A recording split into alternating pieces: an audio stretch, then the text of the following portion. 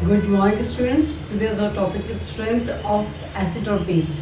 तो एसिड और बेस हमने प्रीवियस टॉपिक पढ़ा था कि what is the acid and what is the base.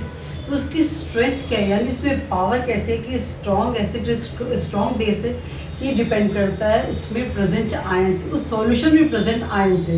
यानी उसमें H+ आयन कितने हैं और OH- आयन कितने हैं, इस पर डिपेंड करता है कि वो एसिड है या बेस है. तो what is the definition of the strength of acid और base? Strength of an acid or base depends on the number of H+ ions or OH- ions produced by them respectively. उस solution के दौरान कितने H+ ion produce किए जा रहे हैं और कितने OH- आयन प्रोड्यूस किए जा रहे हैं, इस पर डिपेंड करता है कि वो एसिड है और बेस है. तो large number of H+ ion release होते हैं तो दिस कॉल्ड द एसिड, और large number of OH- ion release होता है यानी हाइड्रोक्सिल आयन रिलीज होता है, वो कहता है बेस होता है. ओके स्टूडेंट्स, उस पर डिपेंड करता है कि वो एसिड और बेस है. बहुत ज़्यादा सॉल्यूशन H+ आयन रिलीज हो रहा है तो एसिड हो गया, बहुत ज़्यादा OH- आयन रिलीज हो रहा है तो वो क्या हुआ, बेस हुआ. ये तो था स्ट्रेंथ ऑफ एसिड और बेस. तो अब स्टूडेंट देखेंगे what is the pH scale. PH scale का मतलब क्या है? हम कई बार बोलते हैं कि वो चीज़ बहुत खट्टी है, बहुत तीखी है या बहुत बिटर टेस्ट है. व्हाट इज द एसिड और बेस? देखेंगे स्टूडेंट्स कि what is the pH scale. तो पी का मतलब है पोटांस, POTENZ. पोटांस का एक जर्मन वर्ड है. This is German word which means power. तो यहाँ पे इसका मतलब है पावर की, उस सॉल्यूशन में पावर कितनी है. तो what is the pH scale, मतलब कि उसमें पावर कितनी है. तो स्टूडेंट्स हम देखते हैं कि पीएच स्केल होता है जिसका मेजरमेंट होता है 0 से 14 तक होता है. एक पीएच स्केल होती है जिसका कि होता है अपने कैसे स्केल होती है, आपने प्रीवियस क्लासेस में यानी छोटी क्लासेस में देखा होगा कि 0 से 14 तक ये पीएच स्केल होती है. तो ये जो बेस जो सेंटर होता है वो 7 नंबर का होता है, यानी 0 से 7 और 7 से 14 को मेजर किया जाता है. यानी बिफोर 7 पीएच बिफोर 7 होता है वो एसिड, और आफ्टर 7 से 14 होता है वो बेस होता है. तो ये होता है पीएच होता है. तो यहाँ पे होता है कि ये कहते हैं यहाँ पे इंक्रीज ऑफ H+ आयन, ये क्या होता है एसिड हुआ और ये क्या हुआ बेस हुआ. ओके, ये क्या increase of acid ion, increase of H+ ion और increase of OH ion, increase of OH- ion. तो स्टूडेंट्स आप देखिए इस साइड आते हैं यानी 7 से 0 की तरफ आते हैं, 0 है 7 से 0 की तरफ आते हैं तो क्या होता है कि उसमें जो नंबर कम होते जाते हैं यानी उसमें H+ आयन इंक्रीज होते जाते हैं, और उस साइड जाते हैं तो H+ आयन कम होते जाते हैं, OH आयन बढ़ते जाते हैं. उधर बढ़ते हैं तो बेस होता है, यानी 7 से 14 तक जाते हैं तो बेस हो जाता है. जितना हम बिल्कुल नंबर ज़्यादा जाते हैं 7, 8, 9, 10 तो वो स्ट्रॉन्ग बेस हो जाएगा, और इधर बिल्कुल मिनिमम नंबर पे आएंगे कि 1, 2, 3 ये होता है स्ट्रॉन्ग एसिड हो जाता है. तो स्टूडेंट ये पीएच स्केल होती है. तो पीएच जिसका 7 से ज़्यादा होगा वो क्या होगा, बेस होगा. तो पीएच हायर देन 7 वो क्या होता है, सॉल्यूशन कैसा होता है, वो बेस होता है. सॉल्यूशन क्या हुआ, वो बेस. और पीएच जिसका 7 से कम होता है वो क्या होता है सॉल्यूशन स्टूडेंट्स, वो होता है एसिड. ओके स्टूडेंट्स, वो होता है एसिड. अब ये तो था सॉल्यूशन 7 से ज़्यादा और 7 से कम, लेकिन यदि सॉल्यूशन में बिल्कुल 7 आता तो क्या होता है न्यूट्रल. ये क्या होता है न्यूट्रल, ये वो न्यूट्रल होता है. ना तो वो उसका पीएच 7 से कम होता है ना 7 से ज़्यादा होता है, वो बिल्कुल 7 होता है, वो होता है न्यूट्रल. हमारा जो प्योर वाटर जिसमें कि फ्री आयंस नहीं होते हैं वो क्या होता है, जिसका कि जो पीएच लेवल होता है 7 होता है, जिसको कि हम पीते हैं. हमारी बॉडी का फंक्शन भी पीएच 7 से 7.8 के बीच में फंक्शन करता है. तो what is the pH of our body? हमारी बॉडी का पीएच होता है 7 से लेकर 7.0 से लेकर 7.8 के बीच में हमारी बॉडी का पीएच होता है. कि हमारी बॉडी का पीएच इस पीएच के बीच में हमारी बॉडी फंक्शन करती है. डे टू डे लाइफ में पीएच का बहुत बड़ा रोल है. कई बार हम देखते हैं कि हम जब खाना खाते हैं तो हमें कई बार खाना इनडाइजेस्ट हो जाता है, डाइजेशन नहीं होता है और हमें खट्टी डकार आना शुरू हो जाती है, हमारे सीने में जलन सी हो जाती है. वैसे हमारी बॉडी में स्टमक में HCl प्रेजेंट होता है, जो कि खाने के साथ जो बैक्टीरिया आते हैं, हम जब पढ़ेंगे डाइजेशन पढ़ेंगे तो जो बैक्टीरिया आते हैं उनको वो क्या होता है मार देता है, खत्म कर देता है और उस मीडियम को एसिडिक कर देता है. लेकिन जब बहुत ज़्यादा एसिड हो जाता है हमारी बॉडी में, जब खाना इनडाइजेस्ट होता है एसिड बहुत से एसिड प्रोड्यूस हो जाता है तो हमें क्या होता है डाइजेशन नहीं होता.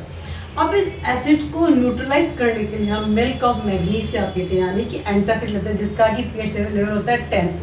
वो जब एंटासिड या मिल्क ऑफ मैग्नीशिया पीते हैं तो इस एसिड को न्यूट्रलाइज कर देता है। तो मिल्क ऑफ मैग्नीशिया का कितना होता है पीएच, यानी 7 से बहुत ज़्यादा होगा, यानी 10 होगा।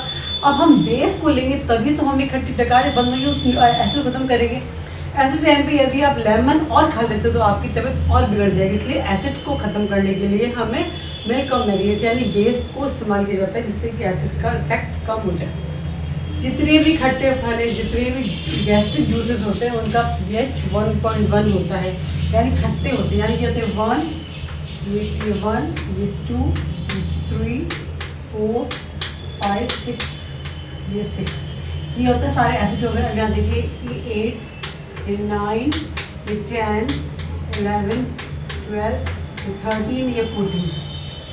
अब इस रेंज के बीच में जितने भी आएंगे वो सब एसिड होंगे, और इस रेंज के बीच जाएंगे बेस होंगे। जैसे जैसे वो नंबर कम होता जाएगा वो स्ट्रॉन्ग एसिड हो जाएंगे, और जैसे ये नंबर इंक्रीज होता है वो स्ट्रॉन्ग बेस होते जाएंगे। तो यहाँ पे ये जितने भी गैस्ट्रिक जूसेस होता है उनका सबका pH 1 के करीब होता है। किसके 1 के करीब होता है। लेमन जूस होता है उसका जो होता है pH 2.2 होता है। मिल्क ऑफ मैग्नीशिया जो मैंने बताया कि एंटासिड होता है, जो उसको कि एसिडिटी को खत्म करने के लिए दवाई काम मिल जाती है, उसका pH 10 होता है। Okay student.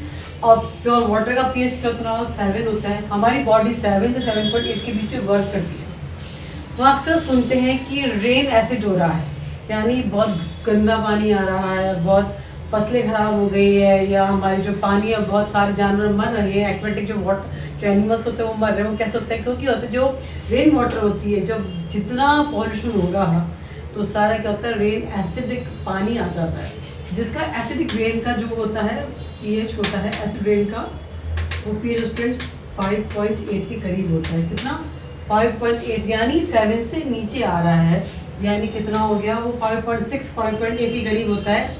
तो ये यानी 7 से नीचे आ रहा है, यानी वो एसिड है। अब ये एसिड रेन जब एनवायरनमेंट में आता है, पानी नीचे आता है, जब नदियों में मिल जाता है तो नदियों का पानी और एसिडिक हो जाएगा।